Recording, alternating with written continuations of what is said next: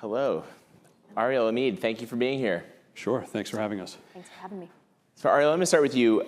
You have said that this upcoming SpaceX IPO is just going to cause an explosion in new space startups. So what's that going to change about what's sort of investable post-IPO? Yeah, so I think this summer we're going to see the world's biggest IPO, somewhere between $1 and $2 trillion valuation, absolutely insane. And what that's going to produce is a little Cambrian explosion of money in the space industry from space enthusiasts who have been part of that IPO, who now want to reinvest their new liquidity. We're going to see a bunch of engineers at SpaceX whose stock has just vested, and after their lockout, I can see a lot of them going out to found new companies. And then I think there will be FOMO from a bunch of people who missed out on this maybe big first wave of capital return in the space industry and will be looking for an opportunity to invest. So I think this year in particular is a really exciting time for thinking about strategic timing of capital placements and investments in the space industry. And next year, I think you will see a bevy of a bunch of really interesting company concepts coming out of this little Cambrian explosion. Thanks. And Omeed, you're an investor in SpaceX. You started 1789 Capital to, basically your goal is patriotic capitalism. But when you look at your portfolio, it's very late stage. And I'm wondering if, why not invest in some of these earlier stage companies that Ariel's talking about that sort of maybe need the capital a bit more than like a SpaceX? Yeah, it's a great question. We do that, actually. They just don't get enough attention. There's a couple of reasons for that. One is you have to look at the different types of sectors that we invest in. And in some cases, depending on the sector, we would go earlier. So for example, an area that we were kind of early to that's now all the rage is called defense tech. And we started investing in defense tech as early as 2022 at the height of the Biden administration. Part of 1789's ethos is to be a private sector partner to enhance the security and prosperity of the United States. And an area we saw a huge gap, and quite frankly an arbitrage opportunity, was in defense tech, because everyone here knows the story of a great company like Google over a decade ago who refused to do business with the US military because of its employees. And that seemed odd to me. At the same time, you had very well-renowned venture capital firms in Silicon Valley that were also not wanting to do business with the US military, but were happy to start China-only funds or raise money from China. I won't mention any names, Sequoia, but there were people out there that did that. And that to me was, well, look, I don't get why they're doing this. This would be like having a venture capital firm that was helping the Soviets during the Cold War. So we wanted to step in and, before it was popular, create a fund that was going to invest in these areas. And so in defense tech, we are going earlier. We do have a lot of late stage. And that's also because the team has over 100 years of Wall Street experience. There are a lot of public company investors on my team, bankers, and we have familiarity with those companies. So it's also about the KPIs that we look for and the return profile we want to provide our LPs. So I think that's one of the reasons you see some of the bigger companies in our portfolio, but it's more nuanced than that. Speaking of your LPs, a lot of them are actually foreign investors, right? You do take foreign investors. Ariel, I think you do not in your fund. Why allow foreign investors? Why not just take US money? Well, a couple of things. One thing I will say before I answer that is that actually 1789 is unlike most of our peers. We only invest in the United States, though. So that's something that's important to point out, that we are all about creating innovation in America. In fact, I coined a phrase or an acronym called EIG, which is the Entrepreneurship, Innovation, and Growth Economy. And that was coined really at the height of ESG as a kind of a counterweight to that.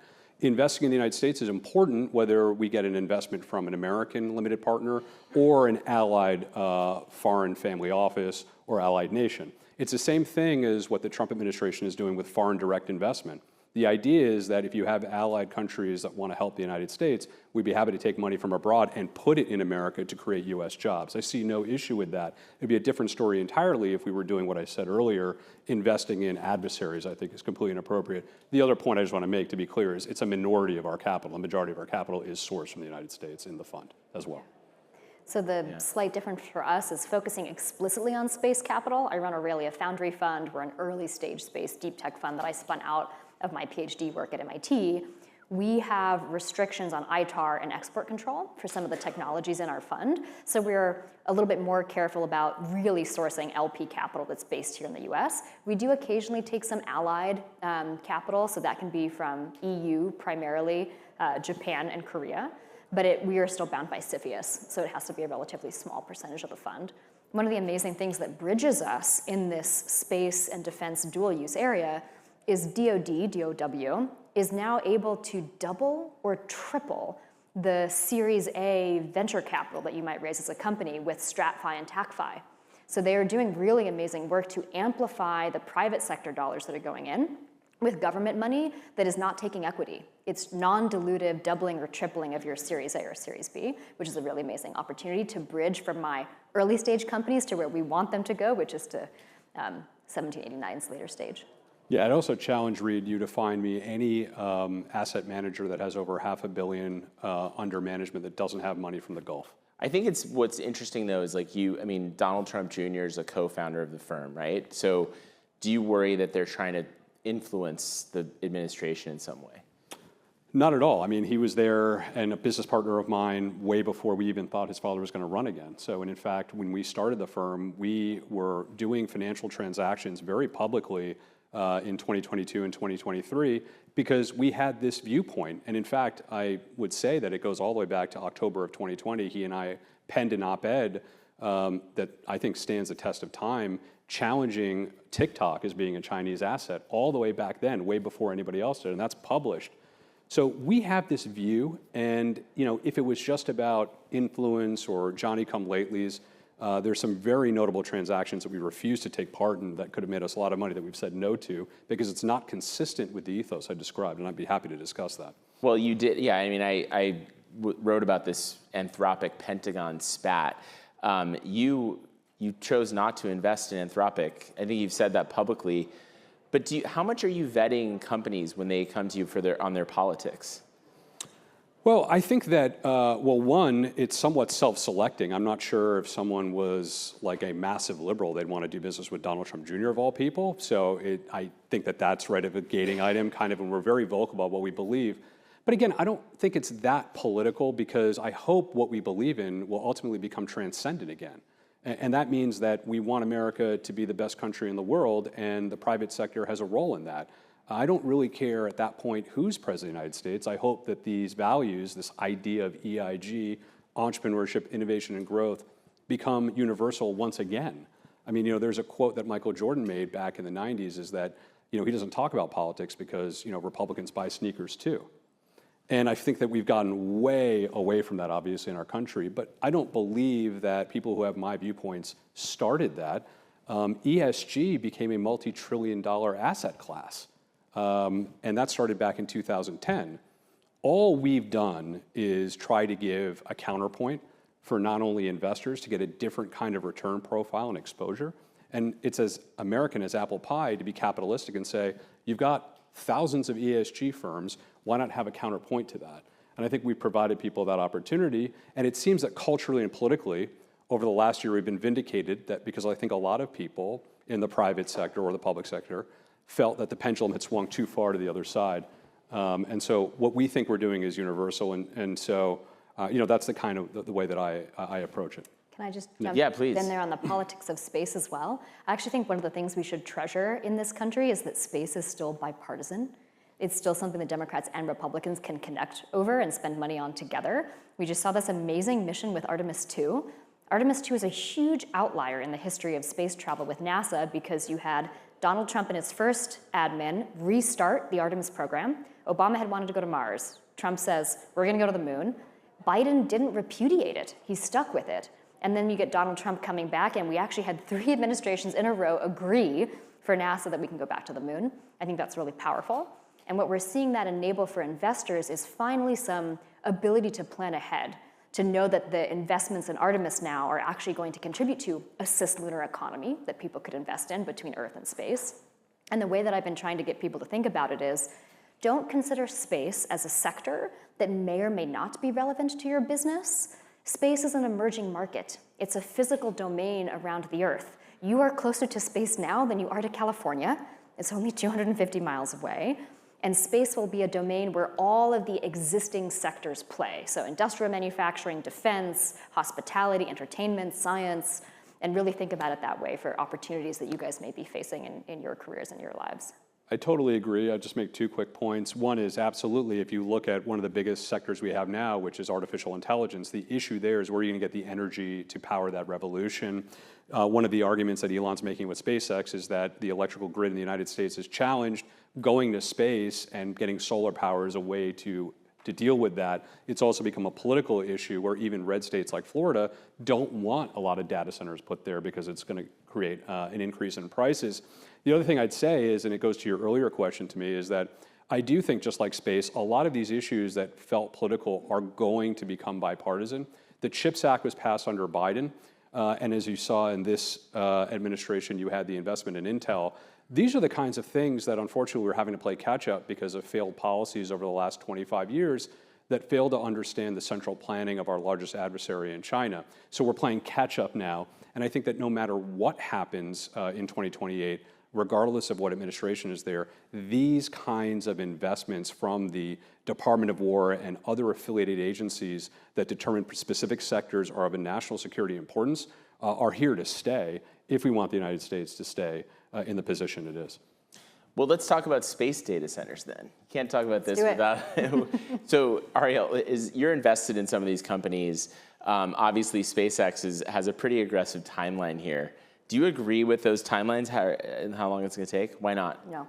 So I did my PhD at MIT in self-assembling robotics, looking at how do you actually assemble really big things in space. I do think data centers in space are a good investment, exactly as you pointed out. You want to get the carbon footprint off of the Earth. You want to do that energy and heat rejection out in space. But space is not cold in the way that people think it is. So it is not an advantageous arena to deploy a really hot little volcano of a bunch of computers in. It's actually really difficult from an engineering perspective. So there's a lot of trade-offs. It's a difficult domain to be able to succeed in, which is why I think the timeline for AI data centers will be further out than what we're hearing from the X and Twitter debates. So cooling is that's the Cooling, biggest issue. radiation, the fact that if you want to swap your chips out from NVIDIA every 6 months, now you have to go all the way to space to do it. Not trivial. Yeah. Solvable if the alternative is not being able to do it on Earth because you can't get the permits for it, then hell yeah, let's do it in space and have less of a carbon footprint on Earth. But it's not easy. It's not a simple challenge. You're also investing in like robotics and manufacturing in space. We often think of astronauts when we think of space. Is it going to be a little less human up there than we often imagine? My parents are both Air Force pilots. My dad was an A-10 fighter pilot. I'm very pro humans for exploration. I think there's a profound aspect of our nature as a species that we need to do it. But we should not be limiting infrastructure building in space to humans. We still have humans go out today in a fancy little EVA suit, extravehicular activity suit, and bolt some of the most advanced technology known to humankind by hand, like we do construction on Earth, and I think that just doesn't scale. So my patent at MIT is for robotic self-assembly. Basically picture Legos, big Legos with magnets that float together when they're self-assembling in orbit. And we think that will help scale a range of different platforms in space, from AI data centers to space-based solar power, to big biotech factories that can be built way bigger than the size of your biggest rocket. Finally getting away from the tyranny of the rocket tube. So this explosion of space startups, a lot of them are in the Bay Area, which is kind of surprising considering like everything that's happened in the world and the fact that there are no launches that happen there. The draw of the Bay Area just seems to be, and I live in the area, it just seems like it seems to be unstoppable. But I want to know what you two think about it. Omeed, you go first. Just talent acquisition, or like? I think just in terms of like the tech industry being centered there. Do you think that's the future? I don't, because my thesis, and again, this is personal to me. I moved from New York City, during COVID down to the free state of Florida, and I've seen companies like Palantir now move to Miami, and in fact, we are putting our money where our mouth is. We've launched a real estate development fund at 1789 now, away from our growth equity fund, that is solely focused on developing the Sun Belt, the red states. We believe south of the Mason-Dixon line is the future. Manifest Destiny will now be going south as opposed to west. in this era. And I think that California and New York in particular have serious issues. You don't have to look any further than their fiscal woes and the amount of the starving of cash that's happening at the top that's migrating to these freer states. I think they need to change their business models. Now, with that said, Los Angeles metropolitan area in particular is quite popular for space. And for AI, you do still have that in the Bay Area, but those are pockets. And ultimately, if you have a deterioration of the type we are observing in these states writ large, I think the talent then will ultimately move to some of these other states that I've mentioned. Yeah. Do you think that's true, Ariel? In the grand scheme of things for space, yes, I think that's probably the arc of where it's true. We do still have a bunch of our portfolio companies in the Bay Area. We have a bunch in LA, right? Because there's defense, there's the Air Force Base out in LA, there's SpaceX originally before they moved to Texas, there's NASA JPL. So that corridor between SF and LA, I think, is still remarkable for the combination of education, innovation, and capital that flows back and forth. So we are really excited to invest in Bay Area space companies. I want to find amazing talent wherever they want to live, and some of those people want to live in dense urban cities. But the spirit of NASA actually still shines through to this day in commercial investments for space. They set up centers all around the country, in Ohio, in Huntsville, Alabama. And so we also see these pockets of innovation, I think, in these different states, and we're super excited to have a American dynamism take on this and really support American founders across the country. Yeah, I wanted to come back to one thing Omeed talked about on the Anthropic versus the Pentagon story. Do you think, you have portfolio companies who work with the government, obviously. Should they be able to tell, in your opinion, tell the government, I want my technology to be used in this way, but not that way? I think you should have a right as a company. You don't have to work with the government if you don't want to. But if you do want to be able to be partnered with the US government, I think it's reasonable that the US government can set certain constraints and needs with your tech. So Anthropic is working on a really fine line with that. I wish good luck to both the Anthropic folks and the DOW folks trying to negotiate that. I think Anthropic has amazing technology quality. We need that for defense. We need that for the future of our country, and I hope they work it out. Yeah. The arrogance is astounding.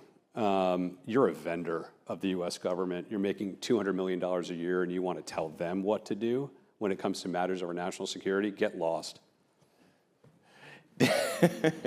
But you would have made a lot of money had you invested. Right, but I guess that's the point, and I think that we are actually authentic in that regard. We turned down the ability to have a quick monetization event. They're going to go public and do great, and that's great for them. But if you want to practice what you preach, then you have to be who you are in times that are good or bad for you. This isn't new. It wasn't popular to be talking the way that I was, as public as I was back in 2022. We still did it, and it cost us, obviously. But we have a certain viewpoint, and we stuck with it, and maybe now we're being rewarded. But if you're Anthropic, who had their heyday during the Biden administration, and now you want to have your cake and eat it too and try to dictate to our military that they have to accept your terms of service, it just doesn't fly. You're not entitled. There's no right to a contract with the US government. They have every right to cancel that contract. I'm happy they did, and I think it sets the tone going forward about whether you're actually in or out about national security matters. I mean, we can't be naive about what we face here with China. That's a country with 4 times our population. They have serious advantages of us over right now that we need to really make up for. And that's what we try to do in a small part. I mean, 90% of the rare earth market is controlled by them. We're trying to have these types of things be made domestically. That's all part of this concept of the reindustrialization of the United States, where the government and the private sector join forces to try to bring back not the idea of making widgets or however people want to lampoon that idea. No one's suggesting that. We're talking about areas like pharmaceuticals and other innovative technologies that the United States needs to make here. Otherwise, we are highly vulnerable. And everybody here saw what happened in 2020 during COVID when they really had us over a barrel. And you can tariff them and do some of the things we have, but ultimately, if they start putting export controls on things that they have monopolies on, it can really devastate our economy. And you see that also even with semiconductors in Taiwan and their proximity there. So again, with all due respect to the baby boomer generation who inherited a hegemon and squandered it over the last 25 years with these globalized policies, we now have to make up for their failures. Ariel, I want to ask, let's end on a little high note. So figuratively and speculatively. The high ground. Yeah, exactly. The International Space Station, it's going to be decommissioned soon. You're investing in a bunch of companies that are going to sort of take its place. Do you think it should be used for science, for commerce, for national security? What do you think should be the use? All the above. I think it's a huge mistake for the US government to actually decommission the International Space Station before we have a US domiciled replacement. So I think that's why Jared Isaacman is pushing, and some Senate folks are pushing, to extend the lifetime of the ISS. I think that makes a lot of sense. But in addition, we do need fundamental science. It turns out you can work on cures for cancer, which Merck just did. They brought a $30 billion cancer drug, Keytruda, to space and improved the drug formulation for their market of cancer patients. So we need to be able to do it all. We need to have national security represented in the future of commercial space stations, with US-based interests there, but also science. And yes, eventually Hollywood. We should be able to expand that commercial sector to be able to really leverage the uniqueness of space. I'm imagining a space hotel. Is that in the cards? Hilton, I believe, has already tested that DoubleTree cookies can be baked in space. So yes, that's in the cards. Thanks for ending on a high note. Really great to talk with you both. Thank you so much. Thank you. Thank you.